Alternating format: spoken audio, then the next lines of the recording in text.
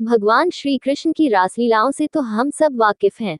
श्री कृष्ण और राधा को प्रेम, त्याग व समर्पण का प्रतीक माना जाता है। धरती लोक पर मनुष्य रूप में जन्मे राधा कृष्ण ने अनेकों लीलाएं रची। श्री कृष्ण की इन लीलाओं में ऋषि मुनि भी शामिल होते थे।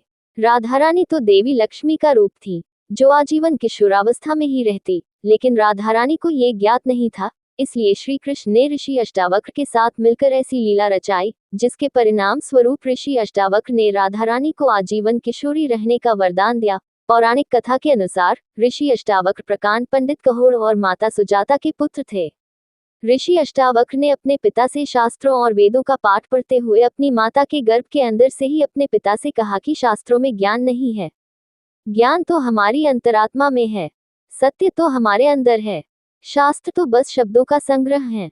ये सुनकर ऋषि कहोड़ को बहुत गुस्सा आया और उन्होंने अपने ही पुत्र को श्राप दिया कि जो अभी गर्भ में है, उसने मुझे ज्ञान में चुनौती दी है, इसके अंग टेढ़े होंगे। इसी कारण ऋषि अष्टावक्र 8 अंगों से टेढ़े थे।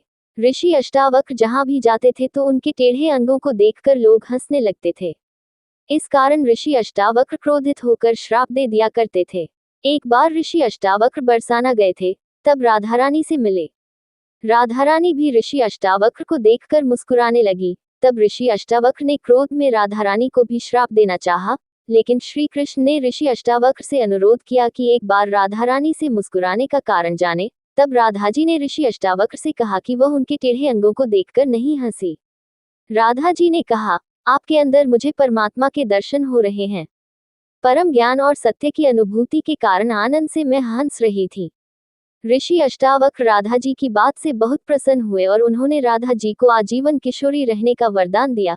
इसलिए राधा रानी को किशोरी नाम से भी जाना जाता है।